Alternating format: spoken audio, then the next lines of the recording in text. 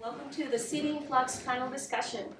Before we initiate our session, I would like to acknowledge the Squamish peoples on whose ancestral and traditional territories we're so honored to live and celebrate culture and art, and also local artistic talent.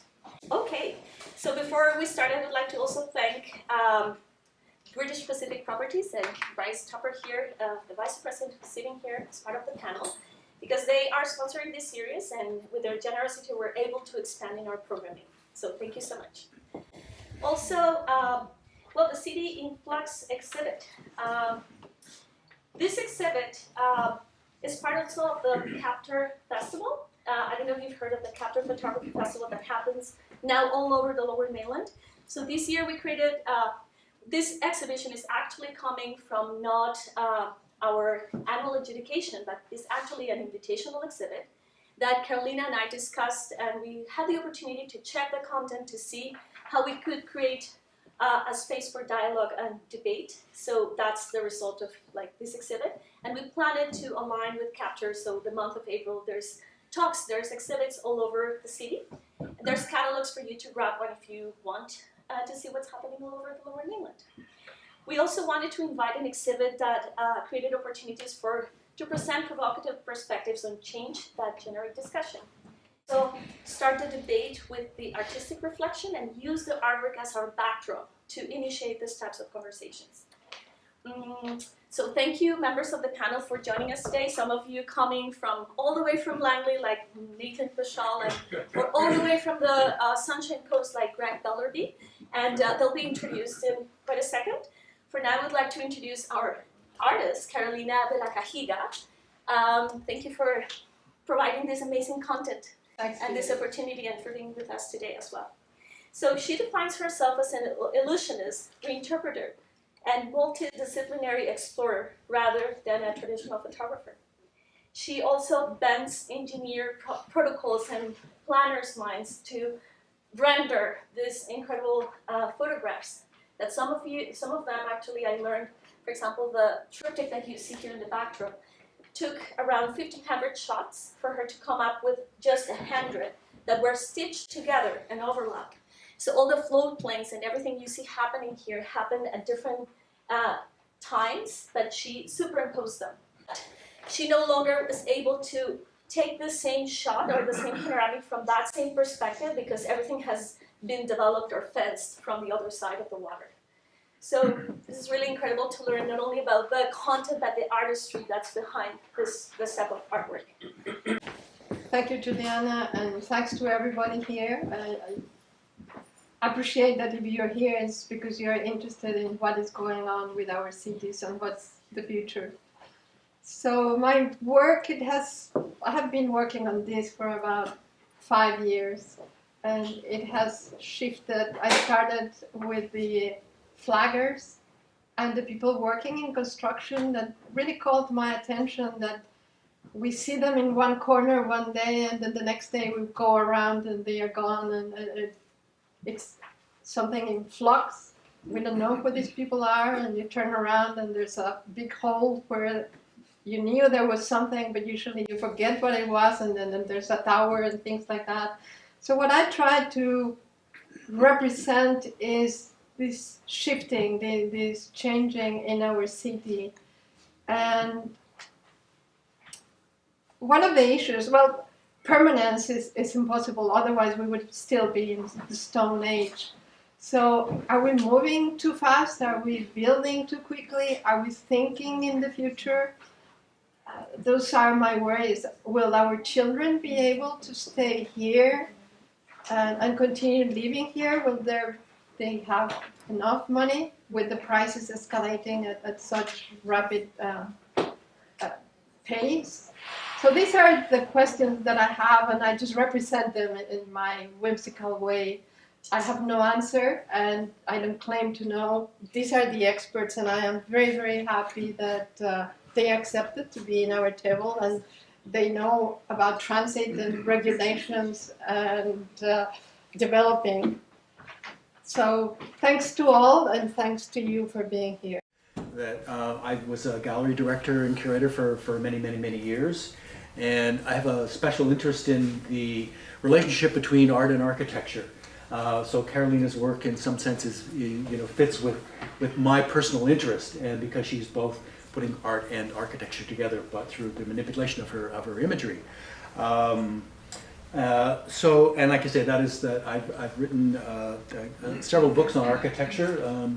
Well, most recent one was the West Coast Modern House, which is Vancouver residential architecture, which is published by Figure One Publishing, and it looked at residential architecture, mostly in West Vancouver, it turned out, but also in other parts of Vancouver as well. And it looked at it from 1940 to basically the present, so there were examples of recent architecture in it as well. I guess I have a special interest in architecture. I also think people should know I was born in Vancouver, and I've lived in Vancouver all my life except for maybe half a dozen years that I lived in Victoria. So for me, and I grew up in North Vancouver, in a house that had a view of the city, of the downtown part of Vancouver. Actually, it was a panoramic city. We could see from the Lionsgate Bridge to the Second Narrows Bridge. So that was the view we had out our living room window. So for the 18 years that we lived in that house, I watched basically this city in flux. Every year it changed. You know, the skyline would change over those years. So it's something that I'm very familiar with. And of course, you know, having continued to live here until now, the city has gone through massive amounts of changes. And we all know there's been lots of reporting on it and lots of discussion about the future and what it holds and, you know, what are we going to do? And you know, we've seen so many changes in terms of, you know, the real estate between the development of the city, going from what was a small West Coast city to now a major international city, and with all of the problems, and also this huge kind of affordability situation that we have, where real estate is really it really is a question whether the future generations are going to be able to afford to be here. And so these are all precipitated, you know, this discussion, I think, today, because I think it's all on our minds. We can't escape it. And there are the people here on the panel have some expertise in how, at least if it's not going to be affordability, then at least maybe we can solve some of these problems so that we will at least maintain livability. So I'll introduce the panel, and then I'll talk about some of the questions, and you can see them here if you can't. If you want to look at what we're going to be doing, these are the questions that we're going to be talking about. But anyway, first off, let's talk to the panel. And over here to my far left, we have Bryce Tupper, who is the Vice President of Planning and Development for British Pacific Properties, and being part of West Vancouver, part of the British Properties Development, which is an important development for not only for West Vancouver, but I think for all of Vancouver. And next to him, we have Raymond Fung, who is the Director of Engineering and Transportation for the District of West Vancouver.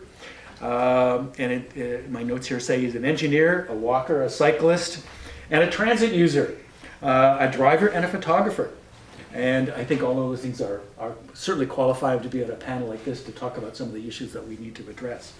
And to my right, we have Nathan Paschal, who is a Langley City Councillor, who is also has a blog about South Fraser, and his expertise is focusing on transit issues as well as municipal and city politics.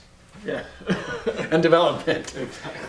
So those are our panelists. Now, the questions that we're going to kind of look at, we have a few overarching themes, and then we have some specific questions that we're going to address within that. And there they are here. So as you can see, one of the first ones maybe we should try to talk about in some way is the exhibition and Carolina's work and what it's participating about, the idea of city in flux. Then we're going to talk about affordability. And we have a series of questions that we're going to talk about affordability, which I think is a really overriding question for all of us. And maybe what I'll do is I'll just read them out quickly so we know what they are, and then you can refer back to them. So a question would be, what are cities and municipalities in the Lower Mainland doing to create opportunities for residents to easily and affordably connect to people, places, goods, services, and have access to different economic opportunities? And I think that really goes to the heart of any city and any urban environment. Question, will the children born here be able to afford living here? And is West Vancouver still viable for regular folks? Another question, what should cities and municipalities do to ensure support of affordable creative spaces and to promote creative placemaking? And I think that, again, just to explain, I think this is a relevant question because here we are in a creative place, a gallery. And I think that any city, part of what draws people to the city is the culture, is the arts. And if artists and creative people can no longer live and afford to live in a city, and there is actually you can't afford to have theaters and music venues, then the whole part of the city really I think really dies and is really missing. Another big issue for us that we're all grappling with right now is transportation.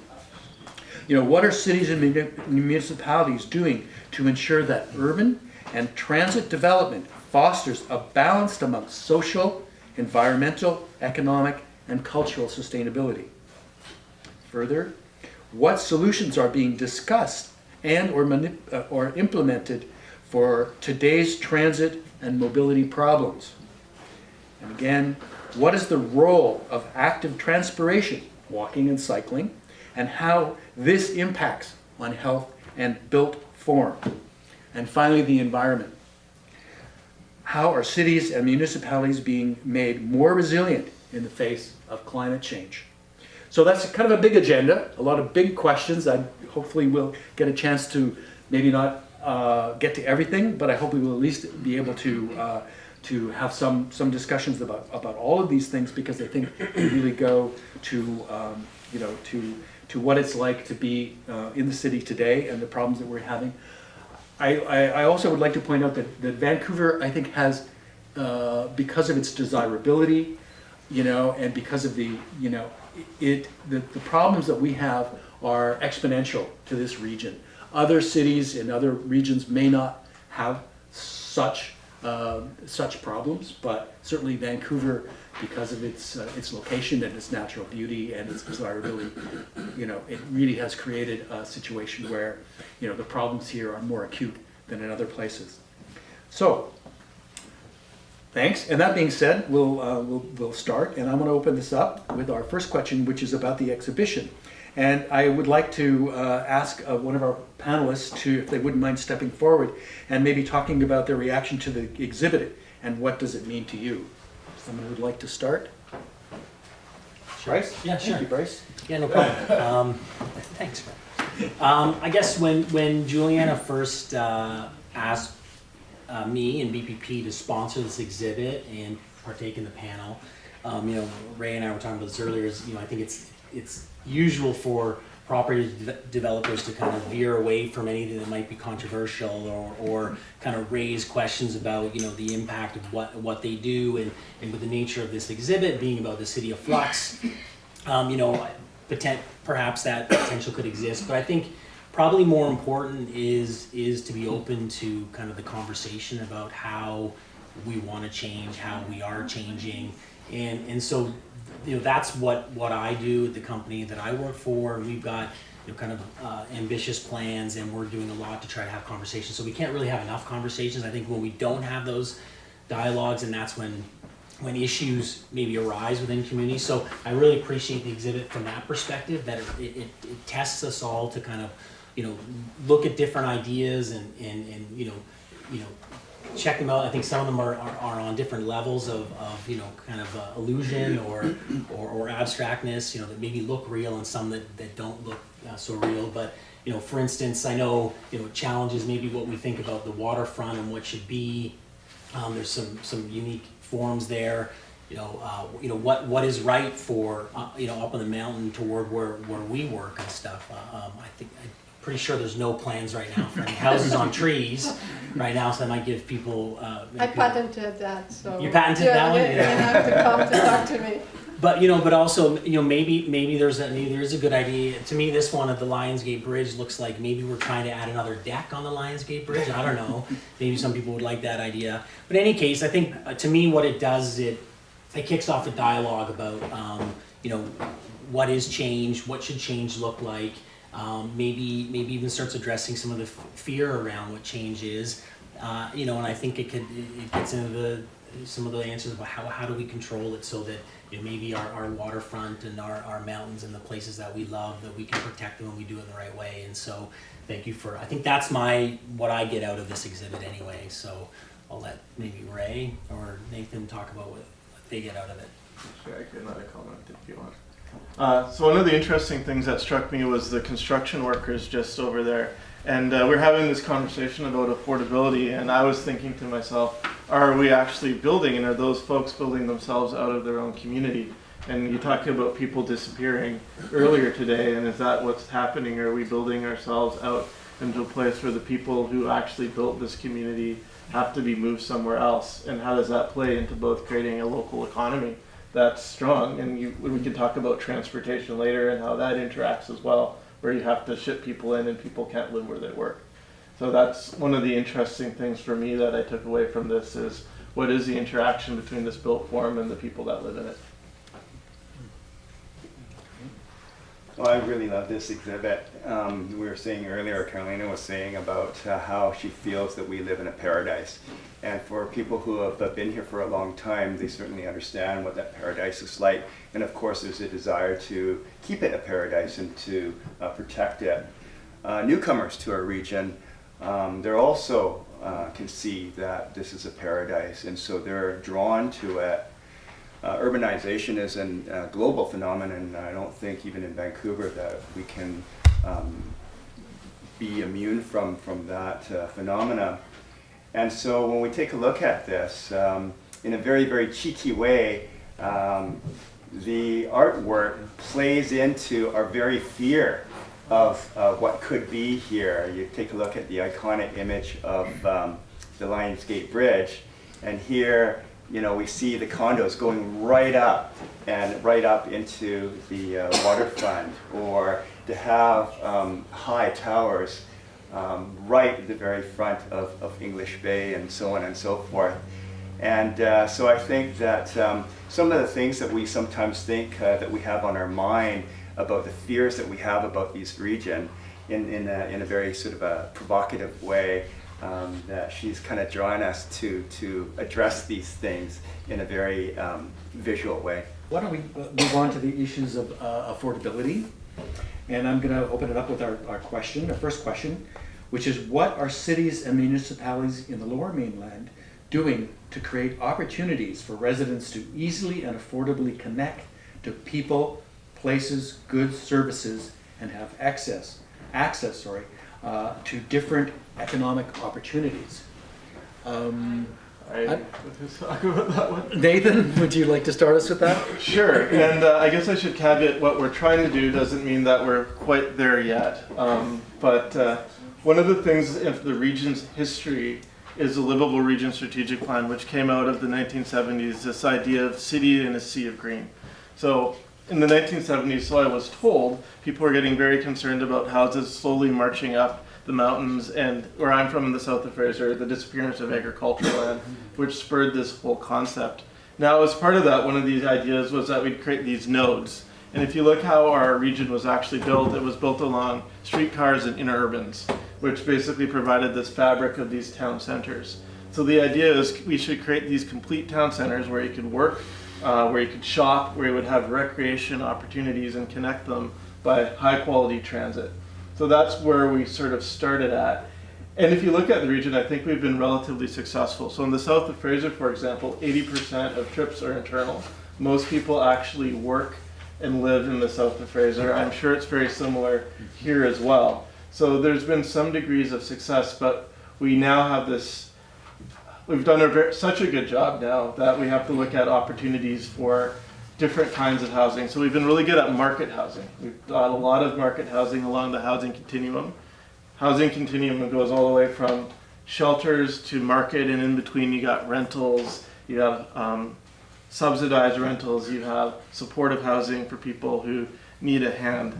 So we really are missing that housing for folks that are basically the working class people. And that's what we need to work on right now. So there was a study that Metro Vancouver, the regional district, just came up with, and they're looking at how much does it cost to build wood frame apartments near transit. And there's a idea that we actually need to do that. We need to build more rentals near public transit and make sure we have good public transit to get people around. So that's one of the things, and I don't think we'll be able to do that unless we have the help of the federal government and the provincial government who has the dollars to do that. And of course, in partnership with the development community. So that's kind of the, I guess, brief, abridged version. Okay. Ray, would you like to pick up on that, please? Sure. If you're talking about West Vancouver, I guess I'm the closest thing to a municipal official in this, what's happening in West Vancouver. I think that West Vancouver is at a bit of a crossroads. We've had recent census that shows that our community is actually in decline. In the two North Vans that are our neighbors, they are increasing in population, but in West Vancouver we're flat, if not slightly decreasing.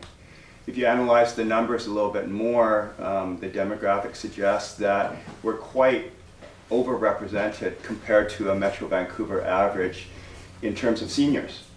And we're very underrepresented in terms of children and working families.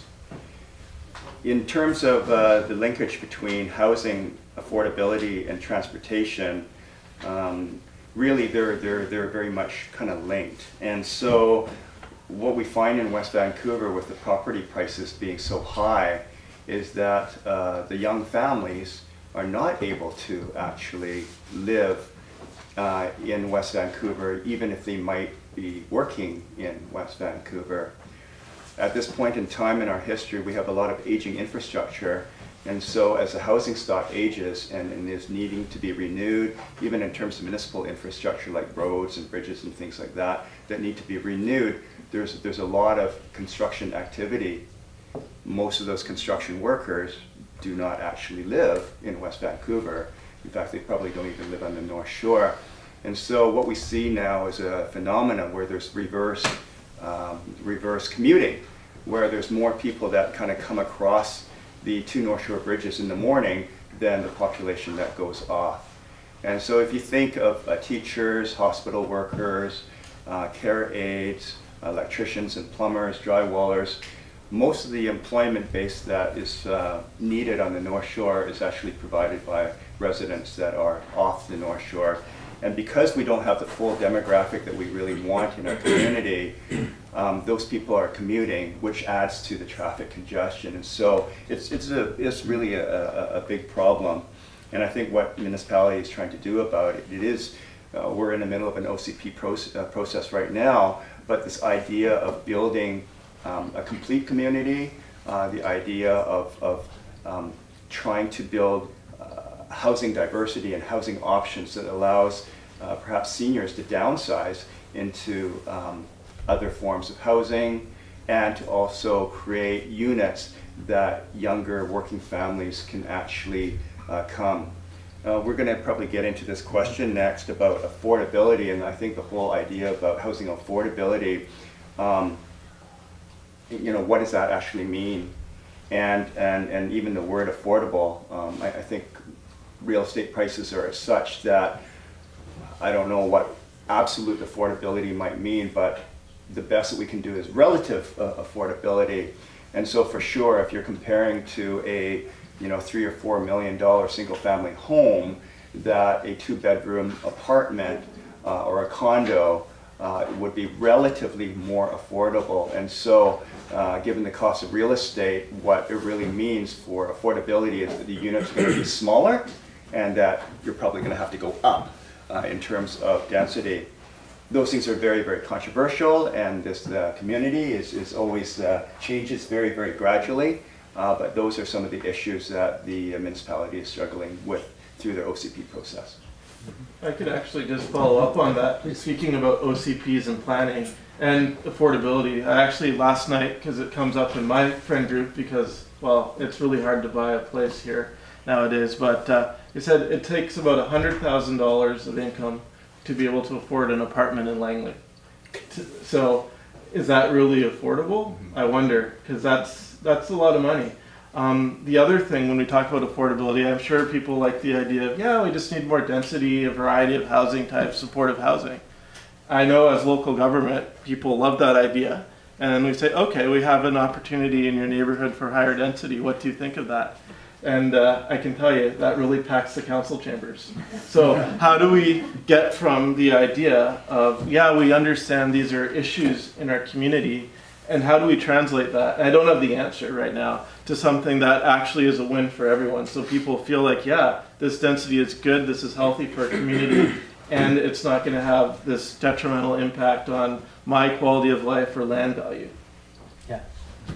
Maybe some of these items, maybe a good segue into something specific and work that we're doing right now. I think one of the questions, what are we doing? And I think relevant to West Vancouver, to talk a little bit about what our company's involved in is, I think it's a reaction to a lot of these dynamics like affordability and inclusiveness and belonging and changing of demographics of what do people want, what does the community want. And back in the 50s and when the British properties were planned, I think that's what the standard was. It was very auto-focused. I think that was the and it was design in nature at the time, and we've evolved, and I think what the community wants now is different. And so the vision of what we're working on, the plans that we're working on, is a new village center that's has the density for things like transit and diversity and walkability, and so all these elements that kind of create a more sustainable existence. And so that's one example of, I think, of how an initiative can roll out that's a reaction to kind of addressing the issues that exist now. In terms of affordability, I think about that a lot because land prices are expensive. It's expensive to develop on the mountain. West Vancouver innately is a pricey place to live. The benefit of one of the benefits of Cypress Village, of where we're working, actually the district owns a significant piece of land. So I think when you talk about what can municipalities do, I think that's an example of looking at what assets are out there and what levers local governments can bring into play that can help create more affordable housing. And I was also thinking we're at a time right now where the federal government has a $40 billion plan over 10 years for housing. The province is now has a $6.6 billion plan over 10 years.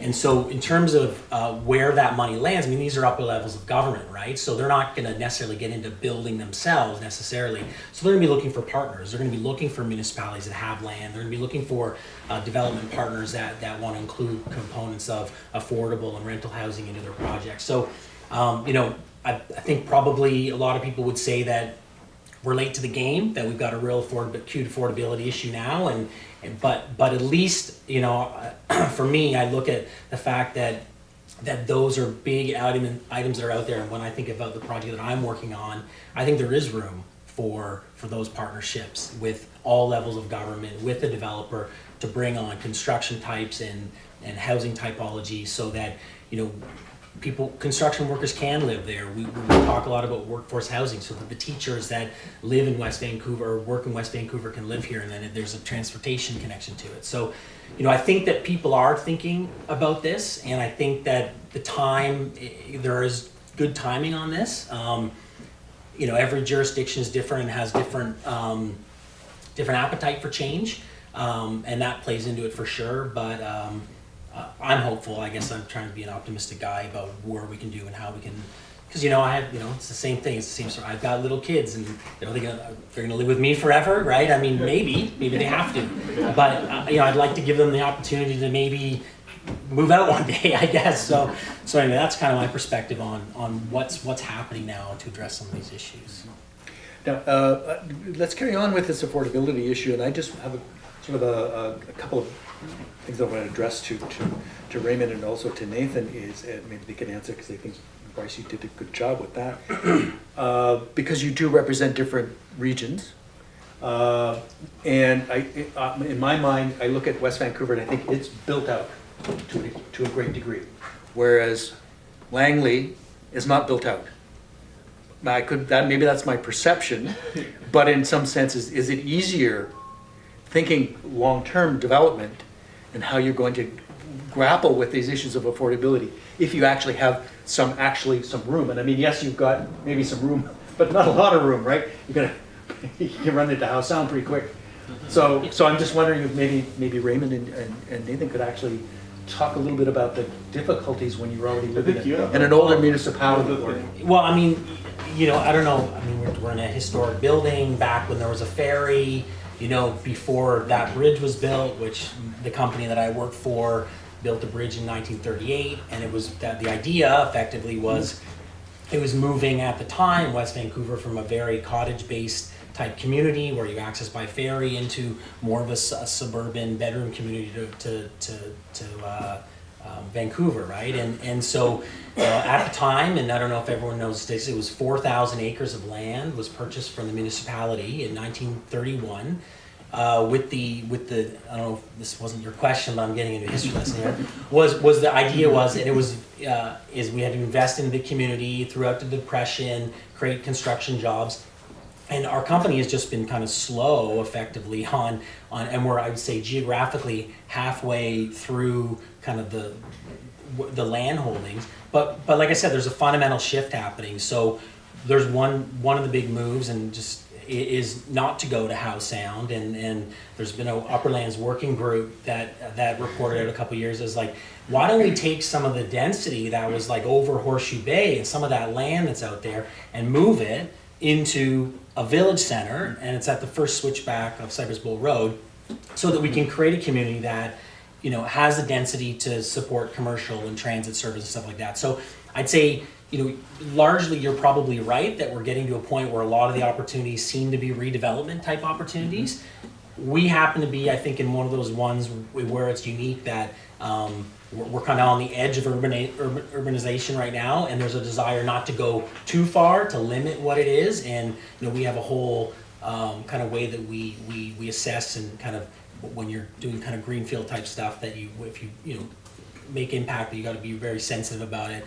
But that's our. So I think that we have a unique opportunity because we could potentially create some change and impact and make some difference without directly affecting kind of the, say, a neighborhood, right? So it's a bit different and unique for us, but I don't disagree that a lot of the change that we do see, particularly, you know, across Vancouver, you know, up the Canby corridor with the new line, it's all urban, it's urbanization and densification of kind of existing areas. But that's what I'll say about how ours is a little bit different than that, and that we have this unique opportunity, I think. It's a bit different, so. Right? So just picking up on Bryce's point, you're right that West Vancouver is a fairly mature community, except for a little bit of greenfield that's up the mountain. So the question is, how do we want to redevelop? It won't be the first time development, but how is it that we want to choose to redevelop? And I think that there are significant opportunities in that particular case. West Vancouver is one of the communities that allow a form of housing such as coach houses and secondary suites. And so in one of the ways that we can create very gentle densification but provide some housing diversity and relative housing affordability would be the conversion of some of our housing stock to include, let's say, a coach house in the rear lane, that sort of thing. Some of the lots in West Vancouver are also very, very big. And instead of replacing a big sized lot with a very big sized house, is it possible to kind of consider and encourage subdivision into smaller lots? And so with a smaller lot to have two smaller homes instead of one great big home.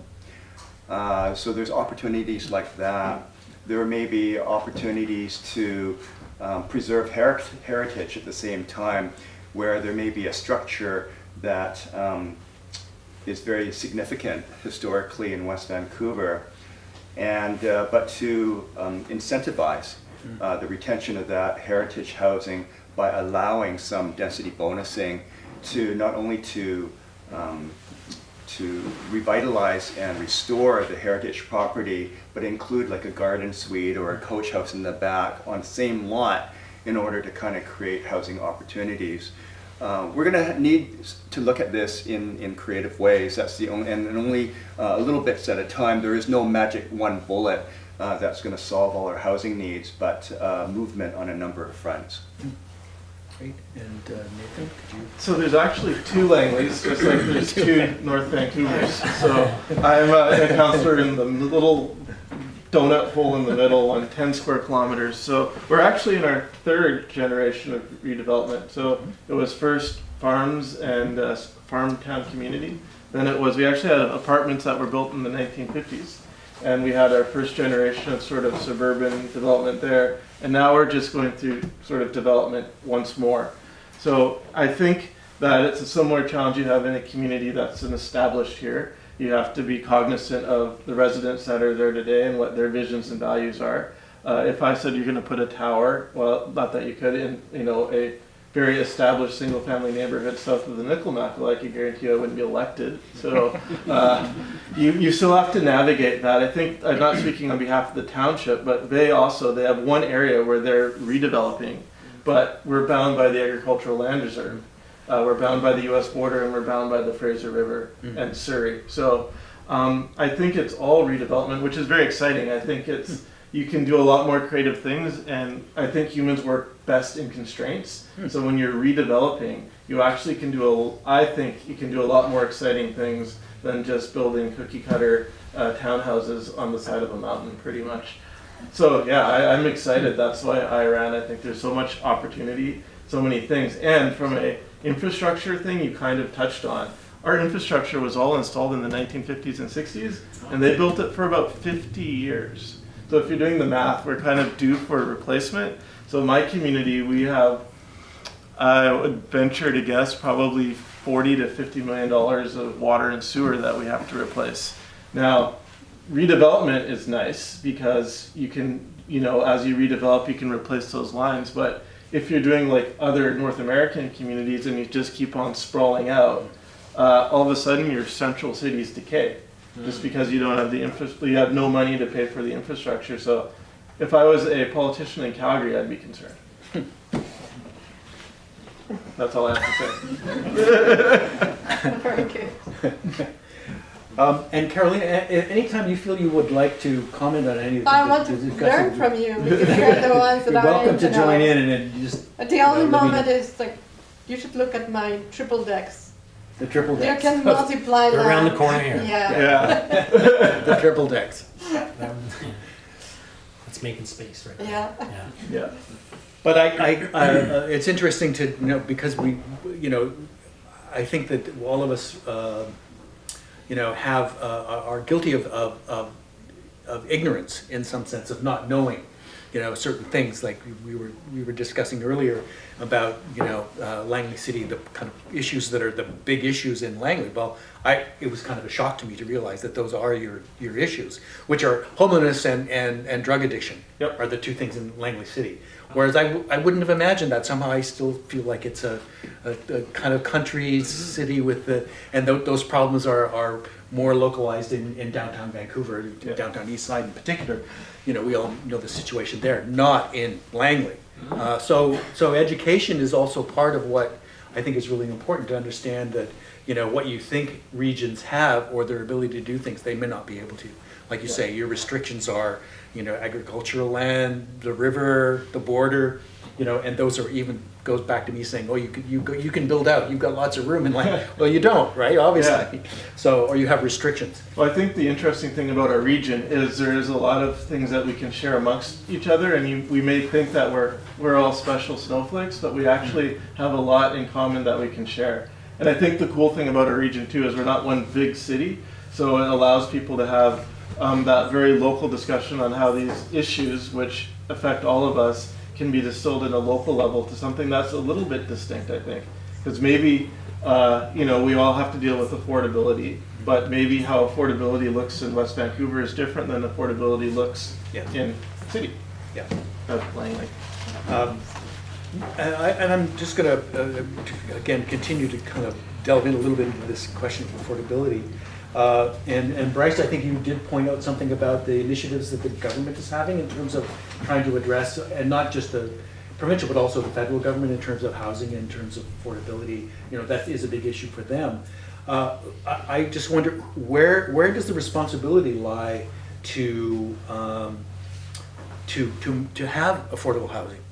I mean, is it with the government? Is it with individuals? Is it with individual municipalities? Is it with voters? Is it, where is it with all of us? Yeah, I think it's with everybody. Yes, it's everybody. Yeah, I mean, I think a lot of the obviously, with where like homelessness and how DHARS and deep subsidy-based stuff, I think a lot of that stuff resides significantly with kind of a government initiative and government-based projects and stuff like that.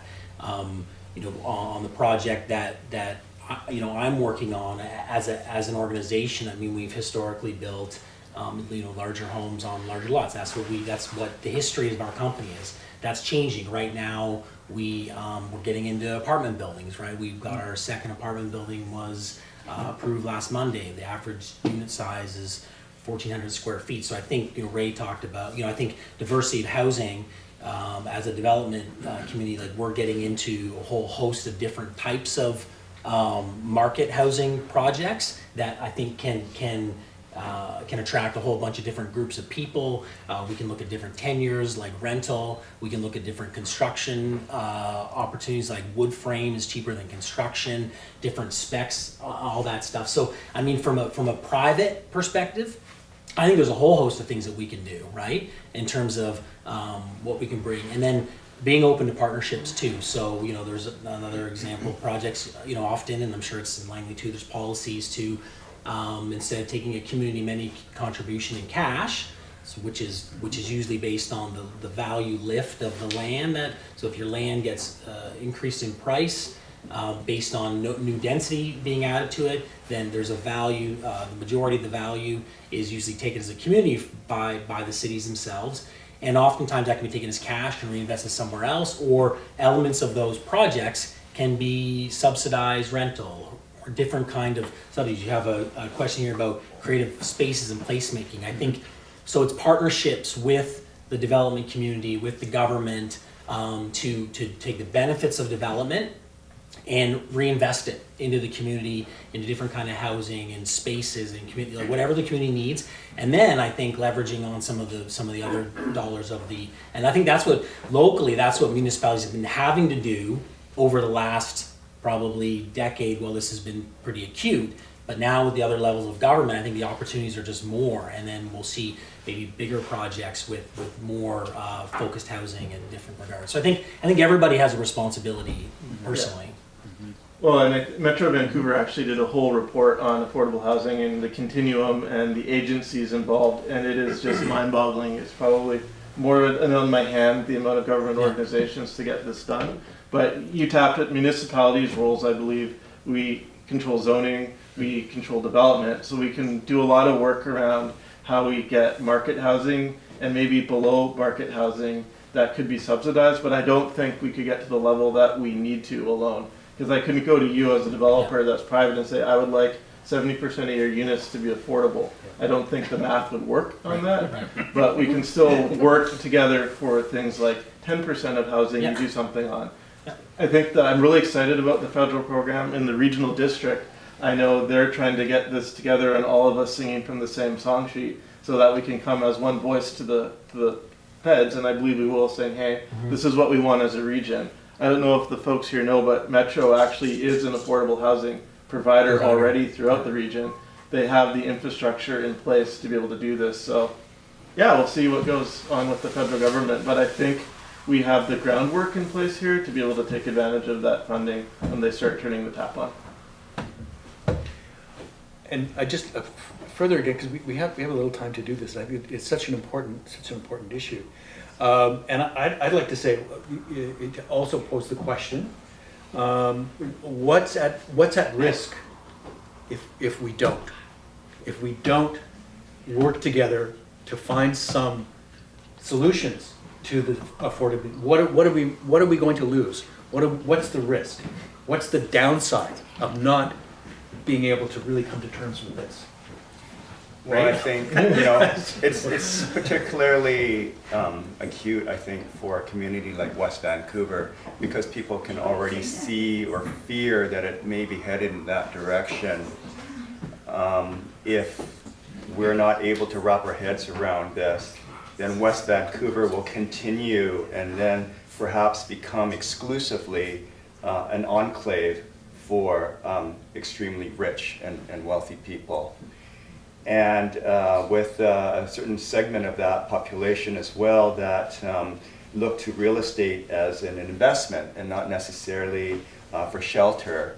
And the downside of that in terms of investment is that while their land is owned and there may be even housing on it, that doesn't necessarily mean that it's occupied. And so, and I know that since you come from the Sunshine Coast, that that affects communities like that as well. But if you have communities with empty houses and people that don't actually spend time to build community where they live, then the municipality is going to go, I believe, in a sort of a negative direction fairly quick. So those risks are definitely there, and not to mention what I said before about just the demographics, and I guess the impact of the demographics shifts means that our traffic situation is actually going to get worse, and the congestion is going to get worse. And so, and of course, we're going to be feeling that much more so when we're just kind of waiting around in our cars. There was the West Vancouver Community Foundation is doing some really neat work around an initiative called Vital Signs. I don't know if they're doing Langley and Vital Conversations, and they're having conversations across the community about issues around inclusion and belonging and housing related issues. And one of the pieces of research they did showed that through a survey that a third of West Vancouver population expects to move their housing within the next 5 years. So that's a lot of change that's expected to happen, and I suspect it's demographically driven, and that people are at different stages of life and they're looking to move on. And so I think I wonder what there's, I think Lower Lonsdale is the benefactor of a lot of what's happening in West Vancouver with people downsizing now. So I think the other what if is are you losing parts of your community? Then people want to stay here, have been here for years, but don't have an opportunity to move into a different kind of housing for themselves. So I think that's maybe, like I said, maybe Lower Lonsdale is the benefactor of it, but I think you got to balance that, right? What your community needs going forward too. I think there's two really interesting things. One of them is actually with seniors as well. So we find it in Langley, as the price of everything goes up, rents go up as well. And we have this whole situation of seniors that actually have no place to live, couch surf, or actually are homeless. So if we continue on this trajectory, I mean, I'm going to talk about my generation next, but my generation's needs and the needs of the boomer generation and people that are still there, they're the same. And if we forget that, I mean, what kind of society are we when we have seniors on the street? Not a very good one, in my opinion.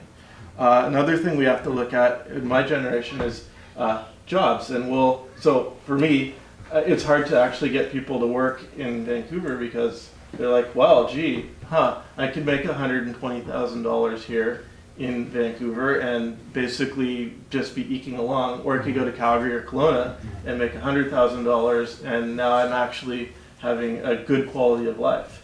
So if we don't address this, in the end, you're going to see a challenge with their economy.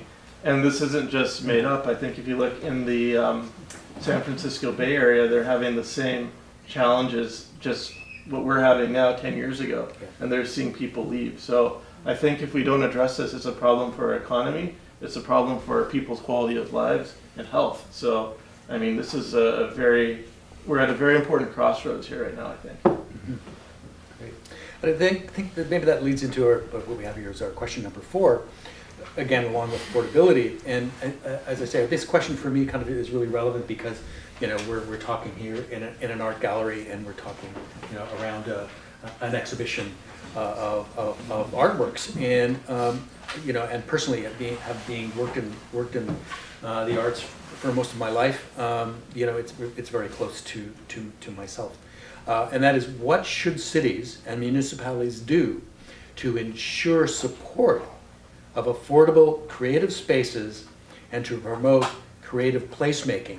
And when I think about creative spaces, I'm thinking about artist workspaces. I'm thinking about studio space, places where they can work, access to those spaces, and then the creative places are art galleries and concert halls and theaters and things like that. So they kind of go hand in hand.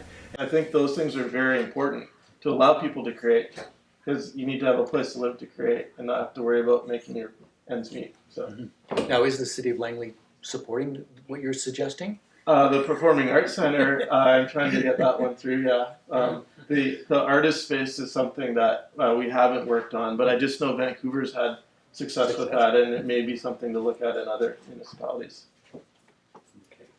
Well, I think for West Vancouver, I think I'll just go ahead and admit that it's very challenging for West Vancouver.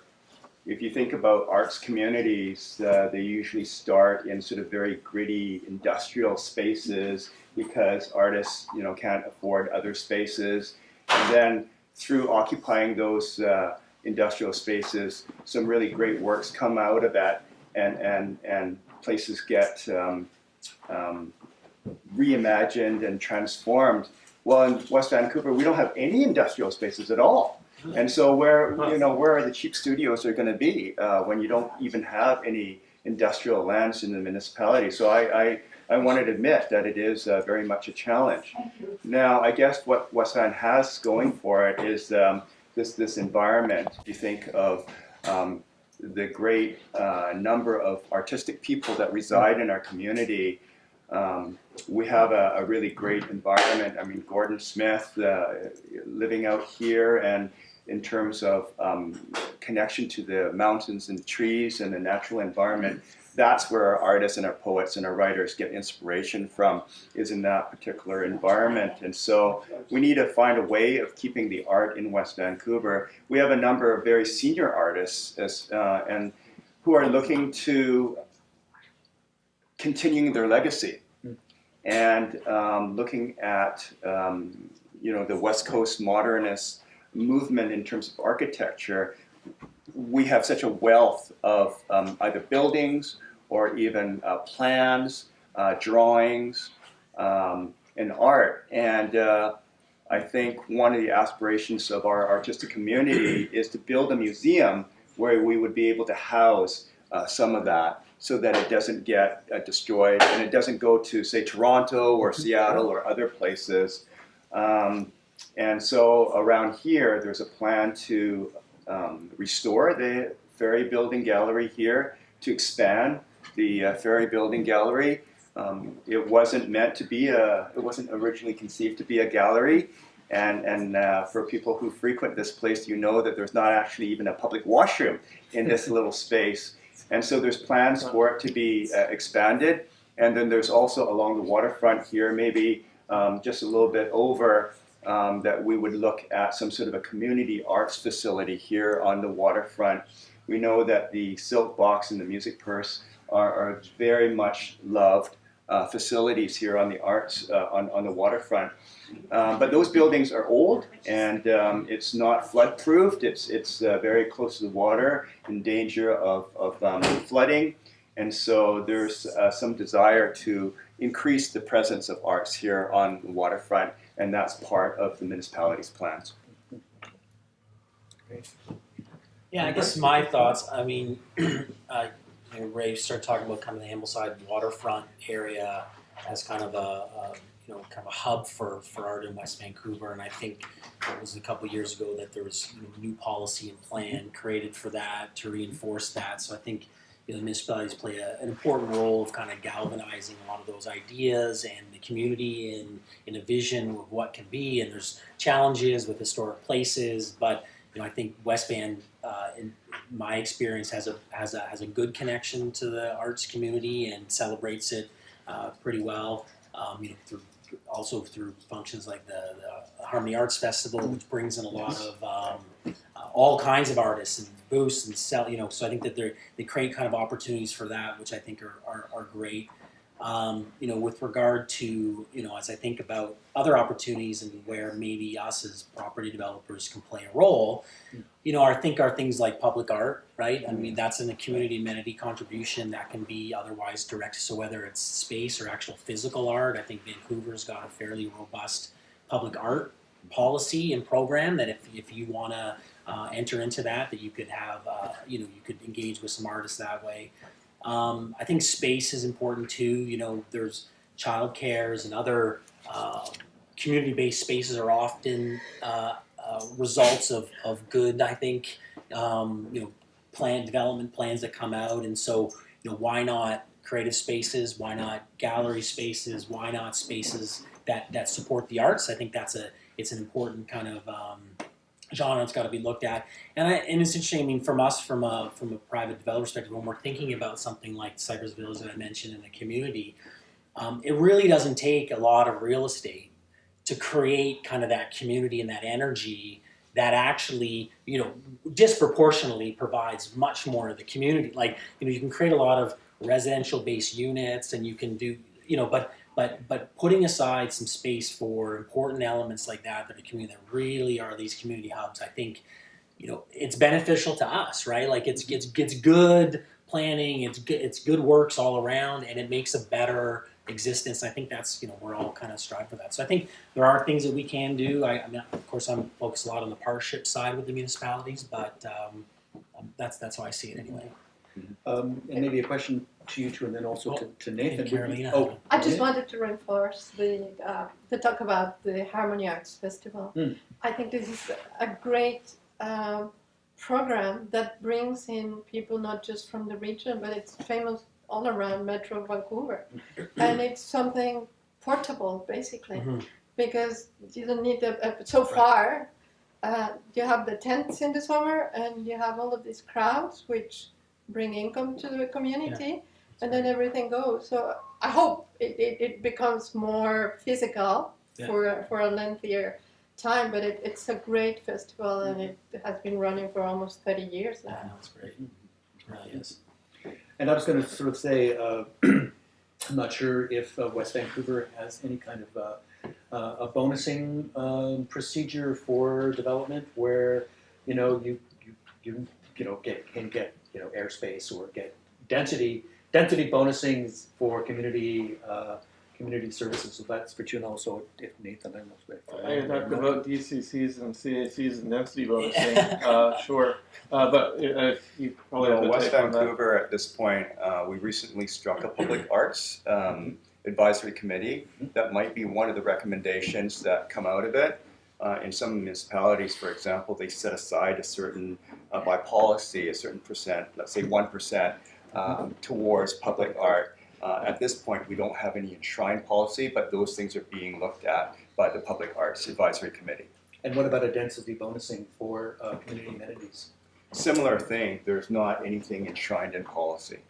But then you would support something, I'm sure, Like, Yeah. I mean, that's what I'm Obviously, saying. I mean, there's it's not an unusual mechanism. It gets into what Nathan's talking about. Is that there's 23 municipalities around here, and everyone's kind of wrestling with their own policies and incarnations. Like, what is our affordable housing and arts-based policy? And I think there's a lot of really good examples out there, programs that exist that West Vancouver could really benefit from in terms of what does it look like? How do we accommodate this? And then let's go out and look at it and see how it's living and breathing and pick and choosing. So I think that message that you started with about sharing that knowledge is huge. I think it's a great idea.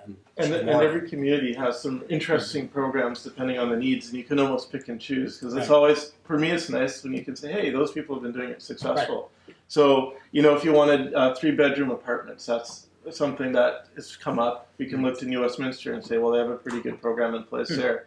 The township has a pretty good program when it comes to their redevelopment, and they have very, I think, laid out density bonusing requirements that say, we require this kind of adaptable housing, this kind of accessible housing, and this area. Basically, the idea of density bonusing is you create a density and say, we will only allow 4-story buildings, but if you do this and this, you can do a 6-story building. It's very simplified.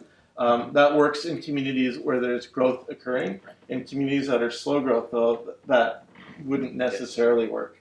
In Langley City, we don't do density bonusing. We just do CACs, which we've basically spelt out. And a CAC is basically developer money.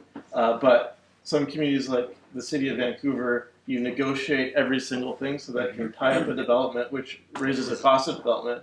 Or for us, we say this is what you pay per unit, and then we dedicate that to certain things. So like public art is one of the things where you dedicate to. So I don't know, and I'm going to venture into an area I don't know anything about, but it's just dangerous.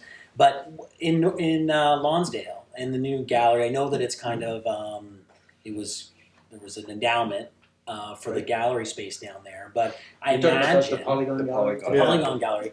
I imagine that the city of North Vancouver had a lot of say in its location, its function, its land, its kind of the way that it interacts and kind of is part of that waterfront plan there. So I think that's a good example of where that can happen. I think there's the Odane Art Museum. I mean, a lot of the stuff comes from kind of big funding based stuff, but if there's an openness to it and the community's interested and the politicians hear back and it kind of it's this feedback loop of like art is who we are, art's part of our community, then oftentimes those things can manifest physically in a place, right? Yeah, so it's interesting. I'm looking at we always talk about kind of cities and what can cities and municipalities do. I mean, you would know better. I mean, ultimately, cities and municipalities are a reaction of who the constituents are, the voices of the people that vote and speak to their politicians to tell them what they want, right? So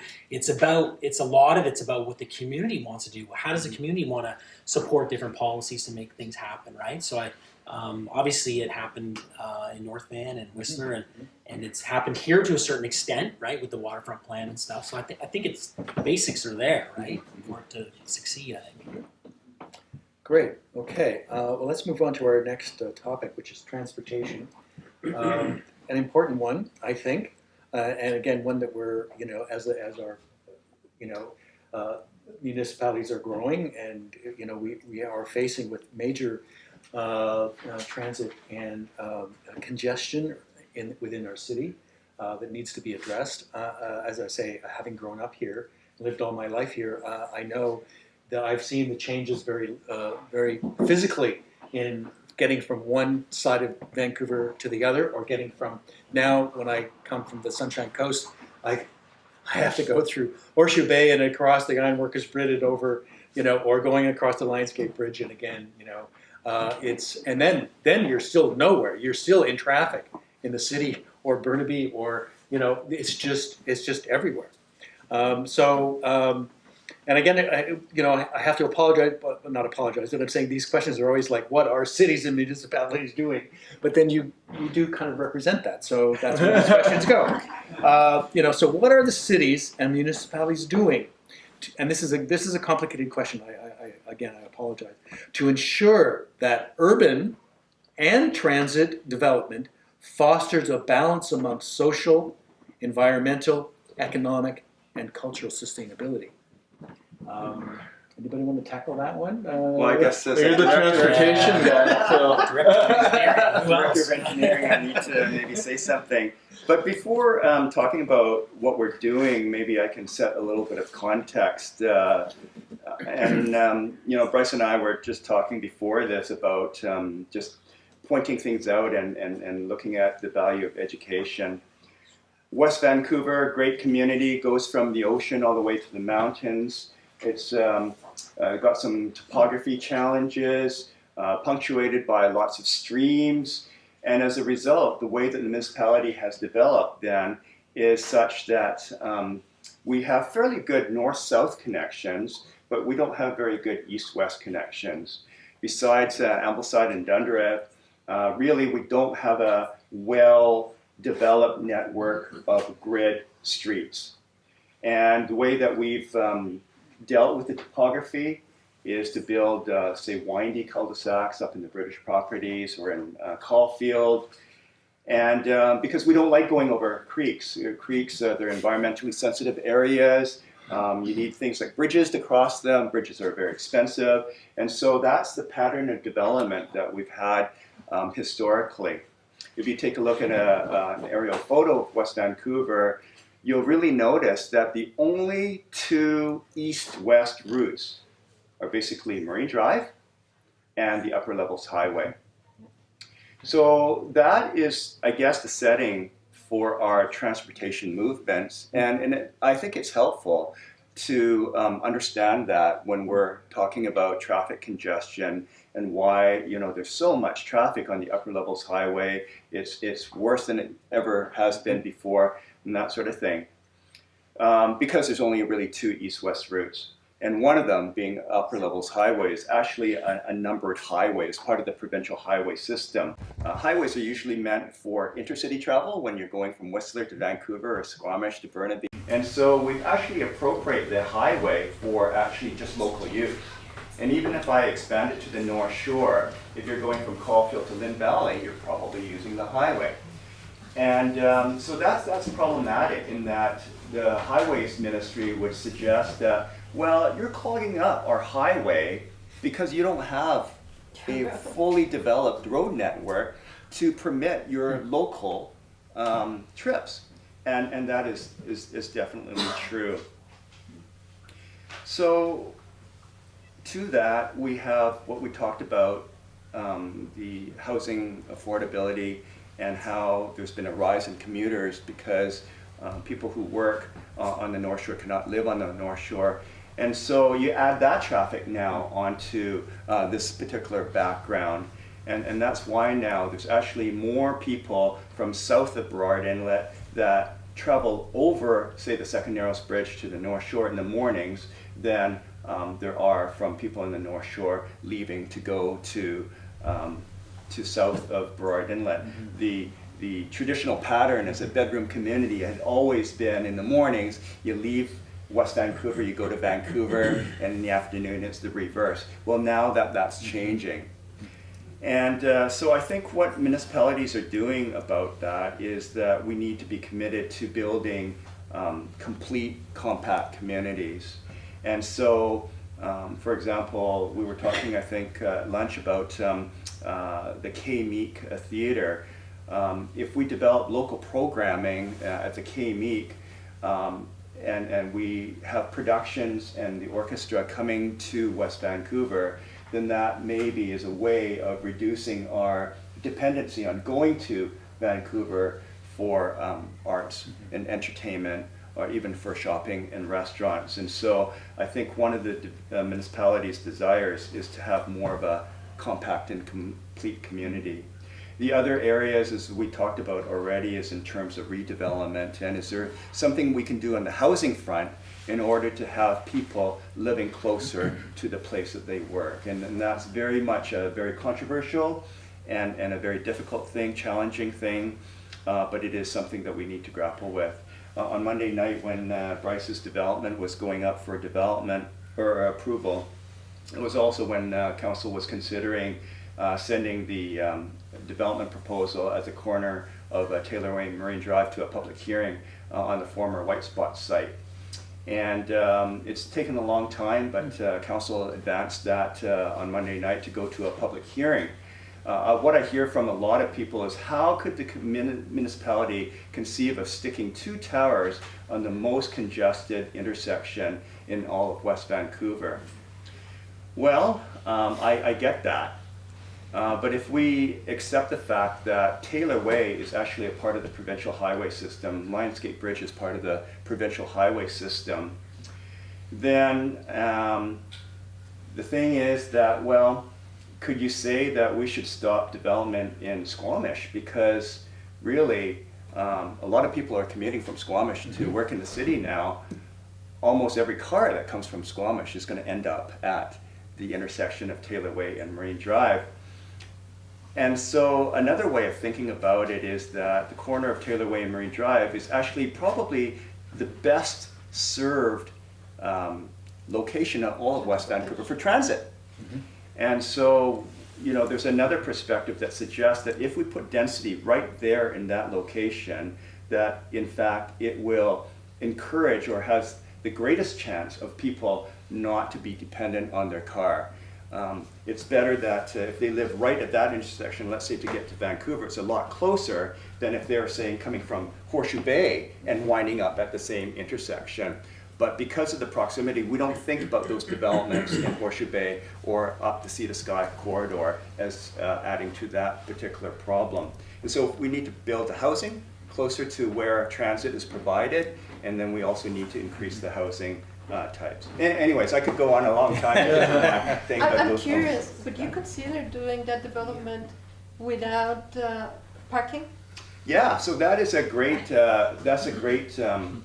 point. in Cole Harbour in the West End, City of Vancouver, has been very successful in looking at demographic patterns with millennials in particular. Some of the distinctive trends is that they don't buy cars. They don't even have driver's license. And yeah, exactly. And being just on the other side of the causeway, it's the closest thing that we're going to get to the West End. Yeah. And so with that corner, one of the strategies is to reduce the parking ratios. And so if you reduce the parking ratios to, I think in this particular case, there's two components. There's a rental housing component, and people in rental housing also don't rely as much on their cars. So it's like 0.75 space per unit of housing. So if we reduce the parking ratios, that's definitely one strategy. The other strategy from a marketing perspective is to decouple parking from the buying of the unit. If you're going to buy a condo, it doesn't actually come with a parking space. That you actually need to pay extra for that parking space to go with the condo. And when you package it that way, you'll be surprised at how many people will think twice to say, do I want to spend another $50,000 on that parking space or not? Yeah. Especially in the West End, as most of those parking spaces are actually used for storage and not actually of a car, but of things like, you know, bikes and kayaks and that sort of thing. And so, yes, there are ways that we can creatively leverage people to try and live in a more sustainable manner. And just before you, Nathan, I'm going to ask you to delve into this question, but I just want to articulate that what we're talking about here, I think, is the relationship between urban and transit development, as what Ray was saying about, you know, the Taylor Way situation is linked between the development of a housing unit and transit.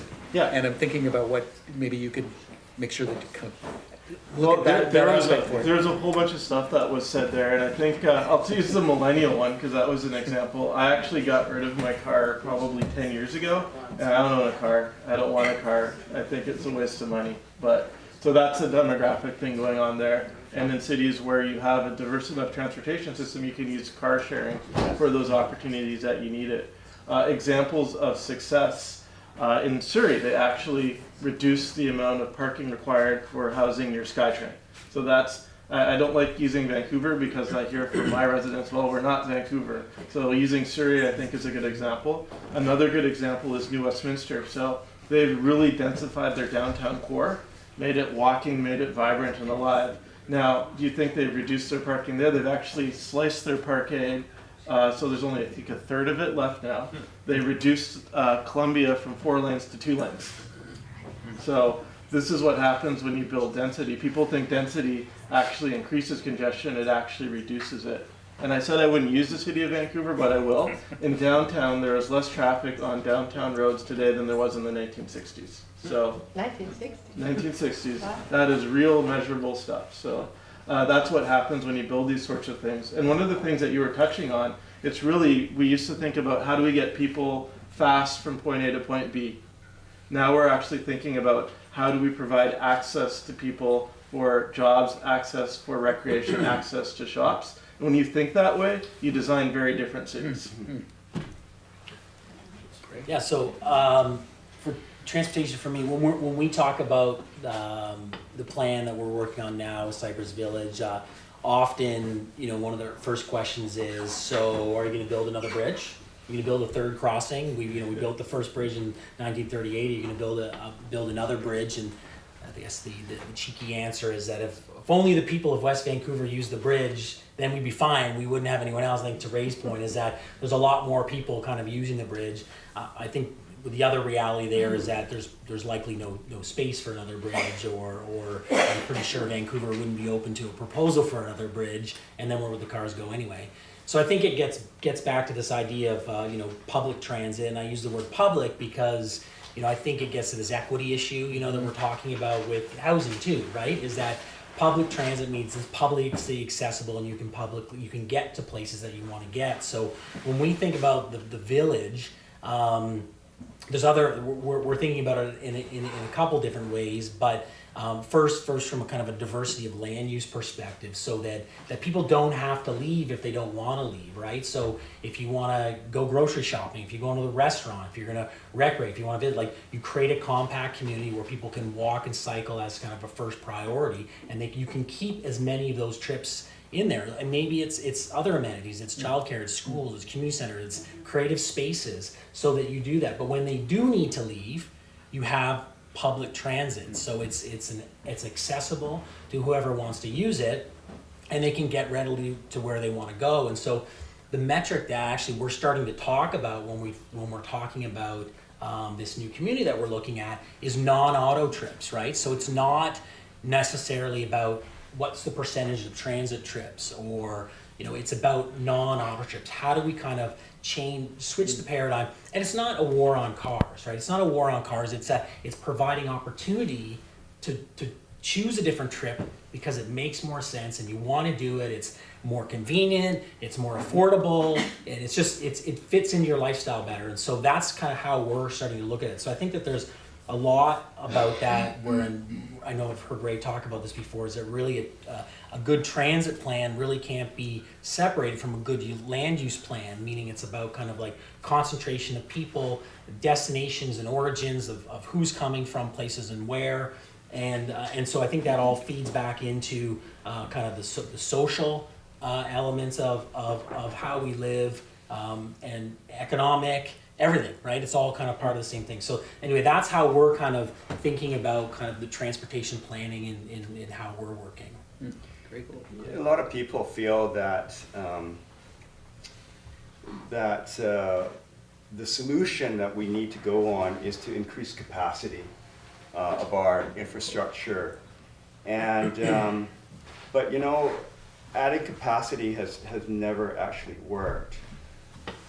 Adding capacity on roadways is a little bit like how water works in canals. It'll only fill up as much channels as you have to occupy it. If you go down to Seattle and I-5, I think it's a great example. I mean, how many lanes would you actually need in order to have unfettered car passage? Is it 8? Is it 10? Is it 12? And it seems like no matter how many lanes that they've built, it still hasn't cracked that nut. And so adding capacity is not been a solution to addressing congestion. And there's a quote by a fellow named Mumford that suggests that adding capacity to solve a congestion problem is a little bit like undoing your belt a couple of notches to address an obesity problem. and it is true, right? And so, and besides the fact that the social cost, it's so costly to add infrastructure that it wouldn't be cost beneficial.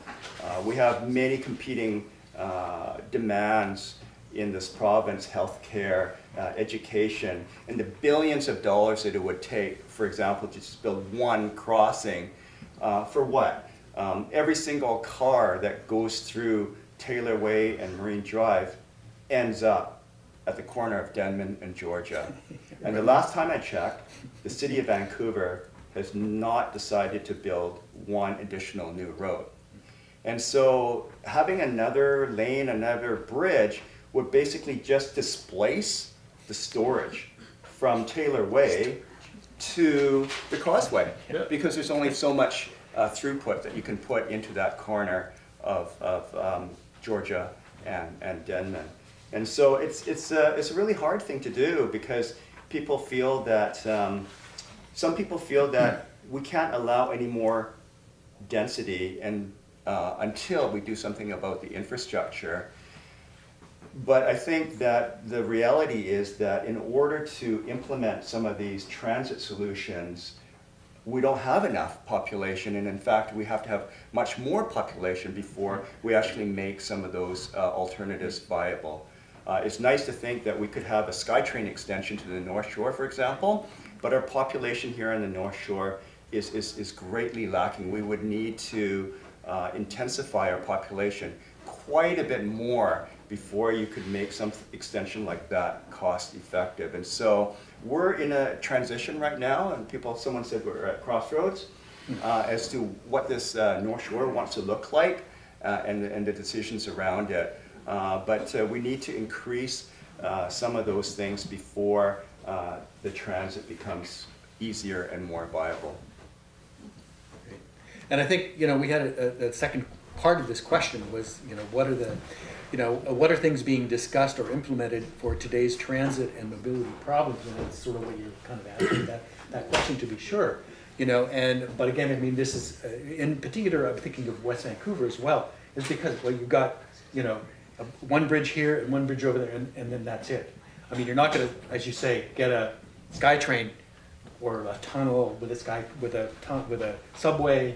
Those are unaffordable conditions. So, what are the possibilities that West Van is looking at? So and then I think we'll get to you know, but I don't want to wade into this. You guys probably might know the background behind this, but I know there's the mayor's plan, and the next phase of the TransLink funding has been approved. And that on the North Shore, what that means is that there's going to be a frequent FTN, frequent transit network that goes from Phibbs Exchange over in the District of North Van through Lonsdale all the way out, and I think right now it's planned out to Dunderave, right? So frequent transit is 15 or minute less transit on a regular basis all day long. So the notion there is that once you hit that threshold of headway, that time between there, that if you're walking out of your house and you've got a 7.5 minute average wait time, that's kind of in the window where you're not going to have to check a schedule, you're not going to be worried about it, and it's also frequent enough that it's dealing with a lot of the kind of capacity based issues, and those are the initiatives that kind of start shifting behavior, where that convenient, we talk, it's just more convenient. And if I can jump on a bus here and be on a frequent transit network and be downtown because of the lineups on the bridge and get to wherever I want to get to a lot quicker than if I had a car, then those are I think those are the changes that are kind of going to really start shifting behavior. And that's an example of one thing on the North Shore that's happening. I don't know if it's probably a big one, right? Yeah, so district staff are actually working with TransLink staff now to implement an element of the mayor's plan by which a B-line service would start in September next year, October 2019. And this service is like a semi-express type of service that'll run from Dunderave all the way to Phibbs Exchange to increase the people moving capacity east-west across the North Shore region. Nice. And Nathan? Sure. Finley? And I think, I'll talk about South Fraser? I'll talk about all of that, but I think you talked about people moving capacity too, and that's another way that you need to look at your roads. It's not cars, it's people, and that changes it. So Surrey, for example, it's going to be the largest municipality in the region. The roads aren't getting any bigger in Surrey. You move people by how you design your communities, you encourage transit, walking, and cycling. That's you can't build anything, so that's the future. In Langley City, we actually have changed our transportation plan to say that we're prioritizing walking and cycling. So we've actually taken lanes away for walking and cycling. And did Carmageddon happen? No. Are more people walking and cycling? Yes. And are people getting to know their neighbors more? Yes. Are we building a healthier community? Yes. Are we going to be able to reduce obesity problems? Yes. Are we going to have better social cohesion? Yes. So there's a lot of great things that happen when we start rethinking our road network, and that's not even with substantial changes to our urban design yet. So when we think of how we redevelop, how we do our road networks now, and I think you can start creating a lot healthier communities. The notion that you build more lanes, there's another great quote, it goes, I'll tell you the congestion if you tell me how many road lane kilometers you have. So in a region like that, like in our region, you're never going to be able to build your way out of congestion, so you need to use different ways to get people around, you need to build accessible communities and ones where people get to know their neighbors. So, Great. If we accept the fact that we're not going to get a third crossing anytime soon, then what it really means is that we need to be much smarter about the assets that we do have, and focusing on people moving capacity as opposed to car carrying capacity is really the key. A lot of people don't know that in terms of a proportion of vehicles, buses represent 2-3% of all the vehicles that travel on the Lionsgate Bridge. But in terms of the number of people that they're carrying over the Lionsgate Bridge, buses represent over 25% of all the people that gets moved over that bridge. And so buses, they're a key to this mobility question, and buses are relatively cheaper than a SkyTrain extension. And so we have to be committed to transit. And the 10-year plan from the mayor's supports the expansion of transit service, and so we'd be looking forward to that in the next 3 years. And I think buses have a bit of a bad rap too They do, for some reason, sure. but we talked about the Broadway corridor. The Broadway corridor, which is bus-only service, is the busiest transit corridor in North America. So that's what you can do with buses. They haven't got to Mexico City. Not counting Mexico City, that's true. And they have a great system which Yeah. is based, or it's the origin of this Yeah. corridor, Broadway corridor. Great. And just to wrap up the transportation, and we maybe we'll then have just a few minutes to talk about our last question.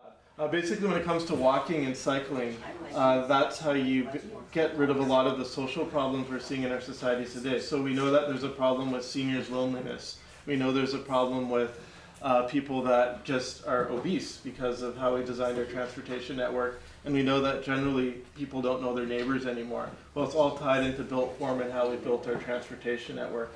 In my community, it's really nice because we're 10 square kilometers. So when I'm thinking of how we can design our community, within 10 minutes of our downtown, we should make sure that we can have really good walking amenities, and that's how we're designing it.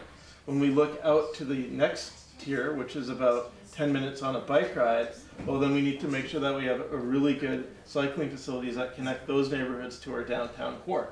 And in my community, once you've done that, you've actually covered your whole community. So that's kind of how I could see it, where we start looking at our communities like that. And if we find that you can't walk or cycle, maybe we need to have a conversation about building another node in your community so that you have the opportunity to walk and cycle to that node. And I don't think that's a fantasy thing, because there's enough spacing between those nodes, and you'd probably look at your communities today and see some of that framework in place already. It might be a strip mall, but it may be potential for a town center in the future.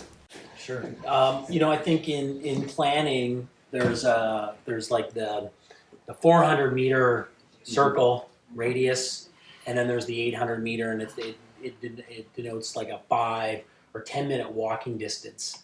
And when it comes to transit, and I think and when it comes to commercial, the further away you are from the center of that radius, the less people walk or ride or come in to take transit or come walk. They would jump in a car beyond that. So I think that's kind of when we think about those nodes and think about that planning, and for sure when we're looking at the planning of Cypress Village, we're really considering that kind of radius and how it reacts. And then then there's like, how do you get people to, I think you're kind of the connectivity, and in West Vancouver, it's maybe a little bit different than where you're from, because there's quite a bit more topography here, right? So like the notion, right? So the notion that, and I think, that someone's going to ride their bike, down from the properties and shop at Park Royal and ride back is limiting. But I think what we're looking at is kind of this internal capacity perspective, and creating a network of lanes and pathways, like bike lanes or pathways that have like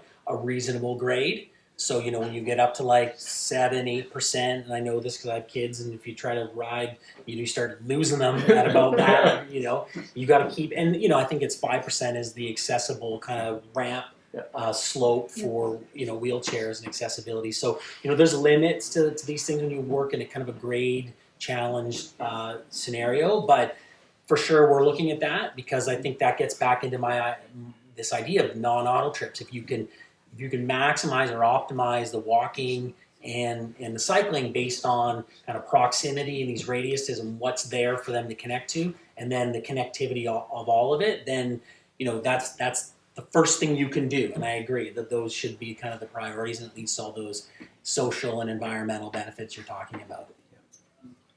Yeah, I think, I think the answer to the question is that we need to be creative. Even on the bike example that you just mentioned, as a matter of fact, last week I was talking to a company with the idea of, say, whether we would be able to establish an electric bike share facility or electric bike share program in West Vancouver. How'd that go? Really promising. Really? Very Oh, that's promising. cool. We should Very be talking promising. about this after. But my point is about the role of technology. Yeah. And technology is changing very, very quickly. The buzzword in the industry is not about whether it's car or bike or, or transit. It's actually about mobility. And also, just with respect to the demographic of millennials not even buying cars and not learning how to drive, whatnot, having a driver's license, this whole idea is actually about mobility as a service. And very progressive organizations or cities in Europe, like say in Helsinki, where they're starting to establish this idea that if you could have one price for your transportation needs, would you go for it? So for example, it could be a taxi service from your doorstep to the train station, and then it could be the train to go into the city, and it could be picking up the bike from the end of the train station to your office door and whatnot. But if you didn't have to worry about any of all that, and you could have as one price for mobility to be guaranteed, would you go for it? And that's what they're trying to experiment with. Multimodal, one fixed price. You don't have to worry about owning a bike or owning a car or owning whatever. As long as you get reliably from A to B, that's where the trend is going to go to. And even things like autonomous vehicles, it is definitely coming. It may sound very, very scary, but within 10 years, we will definitely see the commercial manufacture of autonomous vehicles on our streets. And so how do we go and adapt our transportation systems for that? With autonomous vehicles, we might not actually need the parking because we may not be owning vehicles and stuff like that. And so anyways, we should just keep in mind, just as much as these photographs remind us of a city in flux, that part of the flux is also about transportation and to kind of future-proof our communities as we redevelop them so that we're better suited to facing the new challenges of tomorrow. Yeah, great, good. Now we did have one more question, but I think I want to make sure that we have some time for questions from the audience, from you.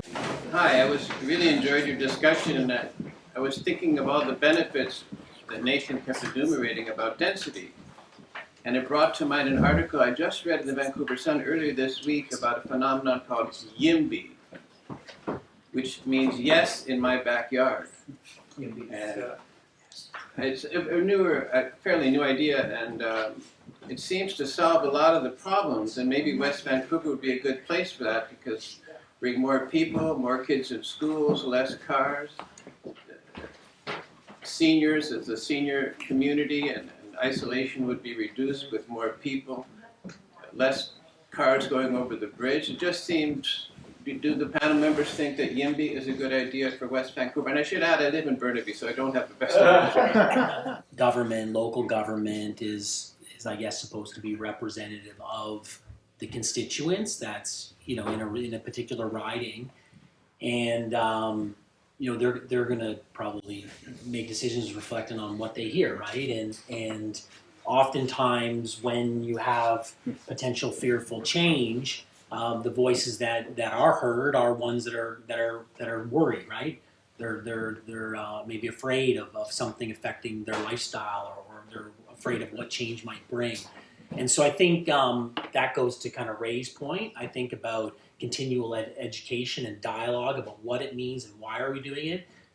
And there's a big responsibility there on everyone's part to keep those conversations going. But there's also, I think, a responsibility on, and we talk about whose responsibility is this? It's everyone's. Because if you think it's important, then your local representative should know it's important. And whether it's kind of a strong kind of YIMBY lobby or whatever, if that's that might not be what your kind of feelings are, but I think whatever your concerns are or whatever your desires are, it all matters. And I think hearing that, you're the politician, you tell us, but I think that's true because often we see a lot of the fearful voices, and we need to kind of address that for sure. But I think some of the people that see the benefits of change too, let's get it out there, and let's make sure that the change that we do have is the right change. Yeah, well, I mean, if you have a room of people and they come out in support of something, then you're going to probably move forward on that. If you come in and there's a room of people against something, it's going to make you think about that for a couple of moments. But one of the other things is municipalities, I think, have a role to engage our populations as well. I don't think we have, in a lot of cases, done a very good job. So a lot of the reactions I see are people that just are like, oh, what's this going on? I had no idea. And then, of course, your first response is probably an emotional one of fear. We just did a thing with basically a community garden plus, I'll call it that, but it was in a neighborhood, and I don't think the engagement went very well. And all of a sudden there's petitions about people saying we're going to have like farmers with manure all over the place and some rat problems and everything. And it's like, that's what happens when you don't have that good communication. So I think as municipalities, we have to also engage with our residents early and often and let people know what's going on. And when you start doing that and developing that trust as well, you can say, here, here's a proposal coming. We've been talking about this for the last 5 years. Everyone in the neighborhood's fairly aware of the benefits and maybe the not so good elements of this, and then you can move forward. And I've seen great examples in communities where we've done it. In New Westminster, I always love using them as an example. They had a thing where they were going over their OCP process. They said, come there, we'll have some food trucks, so it's burgers, beer, and OCP. So, and that's how you build engagement with the community. And an OCP? Oh, special community plan. Okay. So you could basically get to know your neighbors, have a beer, and talk about official community planning. I think that YIMBY is a great thing to aspire to. Unfortunately, I haven't seen as many examples of that as much as NIMBY. I think one of the reasons that is because as real estate prices go up and we have so much invested in our homes and our properties, that then we become very, very protective of that. And so even if there's a neighborhood rezoning to allow the childcare around, I mean, you'd think that childcare would be a really good thing. But if that neighborhood childcare is actually going to be next door and they're going to have all these parents dropping off their kids with their cars every day, twice a day, and kids are kind of noisy, and all that sort of stuff, that it kind of makes you think, oh, do I really, it sounds good, but am I willing to live with one of these things right next door? And I think the part of me that's fearful is that not only are we not getting to YIMBY, NIMBY is not in my backyard. More and more what we see in North America is a breakdown of civil discourse and civil society. And it's not only not in my backyard, it's actually not in my neighborhood. Like, no way will we allow this, anywhere near here. So if you're talking about modular housing, say in Marpole, it's a hugely polarizing type of issue. If you're talking, and there's many, I'm using examples that are not from West Vancouver deliberately, but I can imagine if some of those situations happen in West Vancouver, the opposition to them could be quite intense because of how we look at our neighborhoods these days and the value that's in our residential properties and what it means and what's at stake. Great. Now I got a couple of questions here, and some of them are West Van specific, but so I'll maybe turn that back over to you guys, to Bryce and Ray. One of the questions is, could you discuss the success role of the C-Bus, and considering that we're here in the ferry terminal building, any future vision for this type of transit right here? Another C-Bus, I gather. So many people have thought of our maritime opportunities. West Vancouver is a waterfront community. If you've been to places like Sydney, you know that they use their waterways to a much greater extent than we do here in the Lower Mainland. Yes. And so in taking a look at the patterns of usage of the C-Bus, the C-Bus is very, very successful. But if you take a look at the origin and destination studies, the catchment for the C-Bus is actually very, very localized. And so the challenge is, how would you try and replicate something like a C-bus service right across a Burrard Inlet? The problem is that Burrard Inlet is a shipping type of waterway. It's very deep. The currents are actually also fairly significant and whatnot. And the type of vessel that you would need, like a C-bus, has been studied a couple of times to suggest that it's not economic to do another type of C-bus along Burrard Inlet. It's unfortunate that that's that type of vessel. We've had a couple of private ventures trying to do water taxi or expand on a water taxi type of situation to go from, say, Bowen Island to Horseshoe Bay to Ambleside to the foot of Lonsdale and over in the Cole Harbour. And you could also imagine going to Kitts or UBC as well.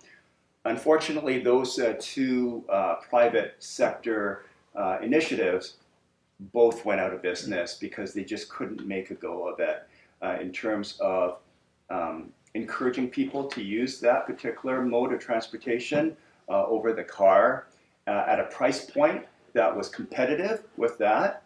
And because of also the type of vessel that it required,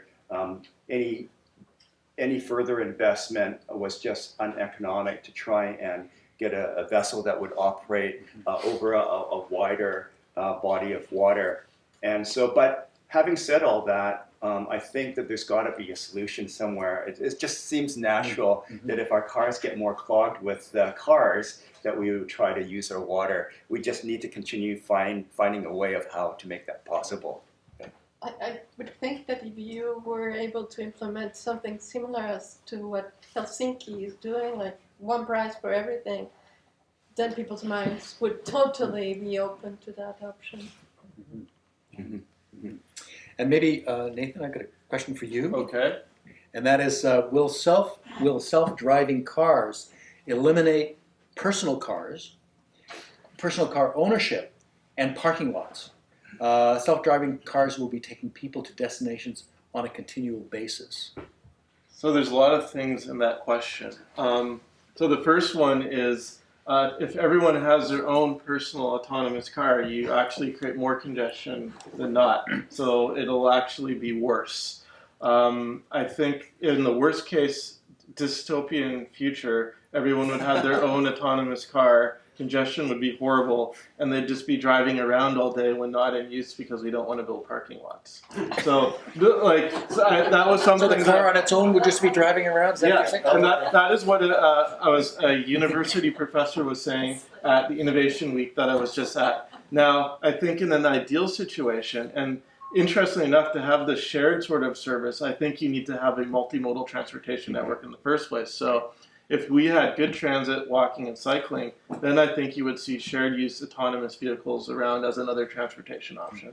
So I think that's the future that I would hope we would see, and that one you would reduce parking lots anyways. In the worst case scenario, you would have cars also that would have parking lots. They just may be further apart from where they are. So instead of a parking lot, in downtown or whatever in Ambleside, they might be driving all the way over to some industrial area on the other side of, I don't know, when you're heading towards the place to get the donuts, Honey Donuts, and parking in that industrial area or something like that. Anyways. My understanding about autonomous vehicles is that also another element why people would drive around all the time is the cost is going to drop for transportation. So as we get rid of the operator, the taxi driver, then that's the biggest cost in transportation is the labor element of it.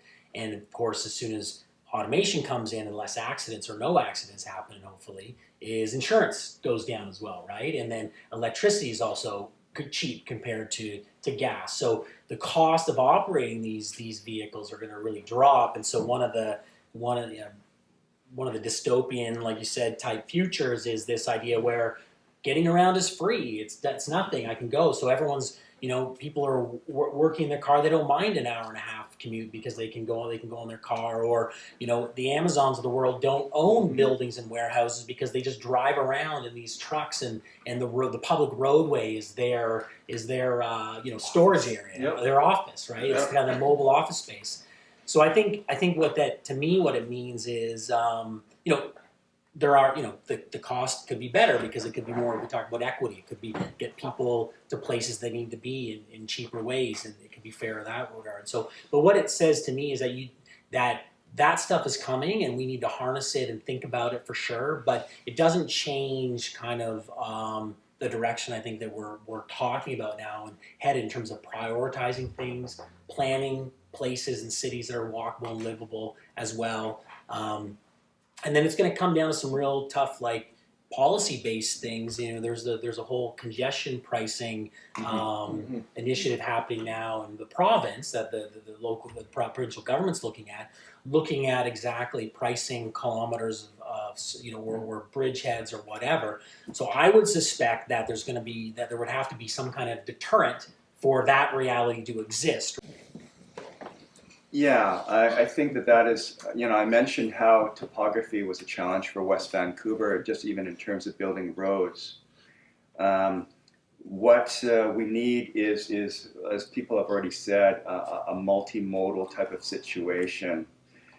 And we've already began that transition. So we have big conventional buses along Marine Drive.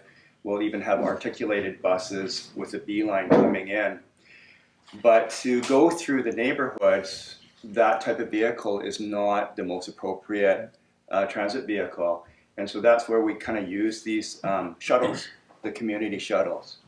And so what we need to do is we need to look at the community shuttles going through these smaller neighborhoods in order to bring people in to the bigger bus lines, and then we can concentrate the bigger buses just to keep on going east-west, back and forth all the time. And instead of what we used to do before was that we used to send conventional buses up through the British properties, up through Caulfield, that sort of thing. In recent years, we've switched them to community shuttles, so they're a little bit more appropriate. And we need to expand on the community shuttle programs to bring people from those neighborhoods into the more easily conventional bus serviced areas. But even with that, even walking is difficult, especially for seniors in areas that have a lot of grade. And I think that's why we need to take a look at different housing type of units and different places, because as we age, we may decide that having a 4,000 square foot house in the middle of the British properties doesn't really fit my need anymore. And that maybe a 2-bedroom apartment in Ambleside that is closer to Fresh Street Market and closer to the library and the Seniors Activity Center, that's really what I would like to move into. And we need to provide those opportunities. Right now, as someone earlier said, people are more inclined to think that, well, I have to leave West Vancouver and move to Lower Lonsdale in order to get that. And so those are some of the solutions. You don't have that problem in Langley. Well, we're mostly flat. Well, we have a hill too. You've got a hill? But yeah, I mean, for us, it's mostly flat. I just, in terms of the work that we're doing, I think I kind of said it before, but I'll just maybe reinforce that, is that the notion that we understand that we're at an elevation of 220 meters above sea level, right? And it makes it even more important to create the services that are there, because if you have a grocery, then you will have to come down. So step one, provide the opportunity for people to access stuff locally. And if there is a time that you do have to leave, because you obviously have to leave, is that we talk about the frequency, the comfort, the reliability of good shared service that leaves has got to be there, and it's got to be like, you've got to make it low-hanging fruit. So people say, yeah, I'm just going to walk out and jump on my, and TransLink, working on the new initiative where now you don't even need a Compass Pass. You can just tap your credit card, right? So it's this mobility as a service. It's where you don't think about it. It's part of the fabric of kind of like how you live your life. So we're thinking about it in that way, and so it's just got to be seamless. And so yes, there are topographical challenges. It just makes it, you just got to think a little bit harder when it comes to West Vancouver, I think. But here's an example. I'll use New Westminster again. It's also on a very, very steep hill. Yeah. They have a downtown and an uptown, and it's connected by high-quality transit. Right. So, and I think we just have time for one more question. I'm coming from first of all, I found the discussion highly provocative. My perspective is coming as a former councillor in North Vancouver District for 13 years, also as a multifamily ocean view developer on the Sunshine Coast, as a person who's lived here for over 50 years, who spends 80% of my time in West Van because I started running the seawall in 1990, the year of the Harmony Arts. My perspective is a macroeconomic perspective, looking at the whole issue of affordability, and I've asked the question, how did we get here? We have come here as a result of a number of things, one of which has been minimally mentioned. It was mentioned in the term of the attractiveness of Vancouver, but I'm looking at outside investment. This has created a major challenge for us. And because I'll use an example, British properties, the old British properties, which large lots, large homes, etc. What do we have today in the British properties? We have, according to figures I've been provided with, as many as 6% of the homes owned by people foreign investors, plus as many as 60% that are vacant. And then on top of that, the homes that are being redeveloped there, they're getting bigger and bigger. So this is I use the British properties, the old British properties, as an example. The real estate market is not sustainable the way it is. We've seen a 20% drop. We're going to see more. And one of the other issues that regarding transportation about the cross-town routes in North Van City and District, what we have is we've got the low-level road, which was put in when I was on council. We have the Marine Drive. We have the crosstown route, which was Montreal Boulevard going through to Lynn Valley. My question here is, and I don't know enough about the local council matters, but whether a crosstown route has been considered or would be considered, because I sincerely believe that's necessary. One of the other issues that has not been mentioned here is the redevelopment of existing older apartment and condo buildings, which are displacing people who've moved from the properties to the two-bedroom condos. People have moved from other areas. These people are now being long-term residents, are being displaced because of the owners through the 80% factor on redevelopment. We're going to see more and more of this. And this is displacement of owners as well as tenants. These are other macro factors that must be considered. And, as I say, I found the conversation fascinating and highly provocative. And I was on council that goes back to the mid-70s and the original livable plan. And our focus at the time in the district was keep the density down. And in fact, I got in for council because I was opposed at the time to small lot infill. And now, in Mont Royal, that's all we've got going on. But what we have here is so special. And I grew up in Ontario, out in the country. I love big properties, wide open spaces. And we're going to lose it with what I see taking place. And all these factors and discussions are highly important. But I just ask, for people to consider some of these broader issues. And the jurisdiction for the broader issues is federal. Canada is sold out. BC is sold out. And I'll mention the point that my comments are nonpartisan. I think we realized, right from the get-go with this, that it's very, very complex, the situation. And yes, you raised about the question why. And we thought, well, maybe we could spend the whole session just talking about the why. How did we get here at this point? And we thought, well, let's not go there, because I think we know a lot of the reasons that you're pointing out. But in some sense, let's be more, I thought, more proactive instead of saying, well, what can we do with what we've got, and what are some of the solutions and some of the proposals that we can put forward to try to continue to sustain the livability that we have. So I think that was the purpose of our panel. And again, those questions that you're raising, they're all really valid. And I think, yes, indeed, we need to continue to talk about this, and we need to continue to look at the reasons why, and also to to continue to unearth solutions to these very, I think they're very pressing questions. Mhm. And your comment about we could lose it, that was for me too. I think that Well, you mentioned this morning at noon over lunch. I think that was Yes. coming up. We could lose what we have. You were actually saying that, I believe. So.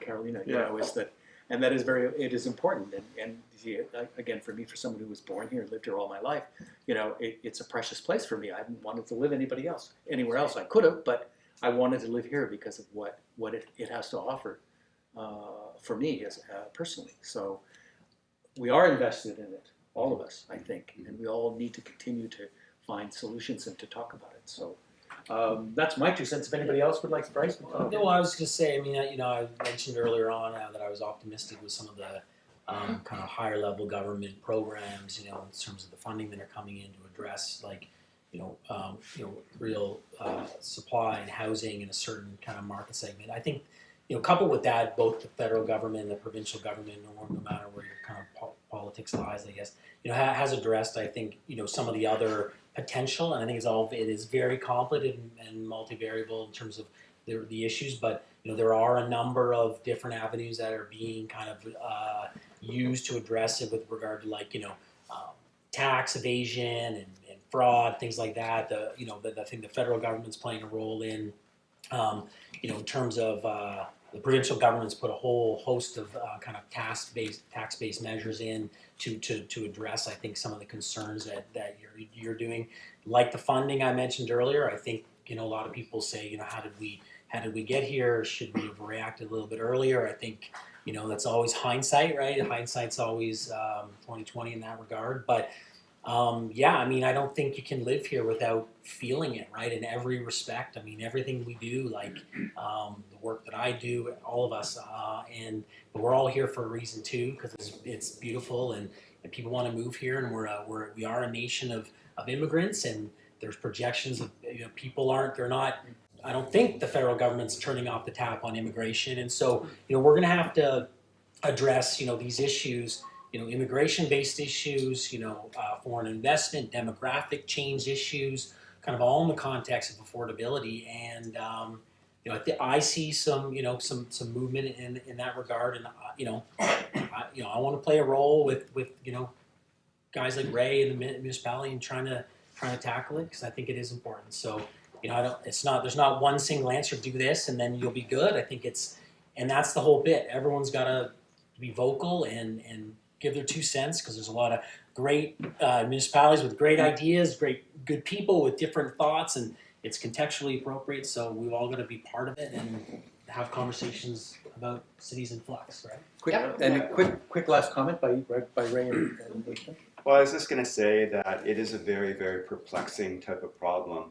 And even if you try to reduce this down to an issue of supply and demand, I mean, some people feel that for us to get on top of the situation, we should increase supply. If we have more housing units and somehow can get over the demand, then that's what will keep prices a little bit lower. But that means, many, many more units. Other people say, well, but no, there's just no way we can do that. If we can just stop the number of units, then we can stop the number of people that are going to be moving here. Yeah. But that's not quite it as well, because like you're mentioning, some of these are global trends. We have a global economy. Canada is a very attractive place. Vancouver is even a more attractive place. And you can't stop some of those things from happening just because you decide that you want to cut off the supply and not build any more units. And in fact, the reverse will be true if you don't build the units and you think that that's a way of keeping people out, then the demand is such that it's just going to keep on raising the prices, and so that's not any help either. And so it's a real difficult thing to juggle. And but it's not just international development.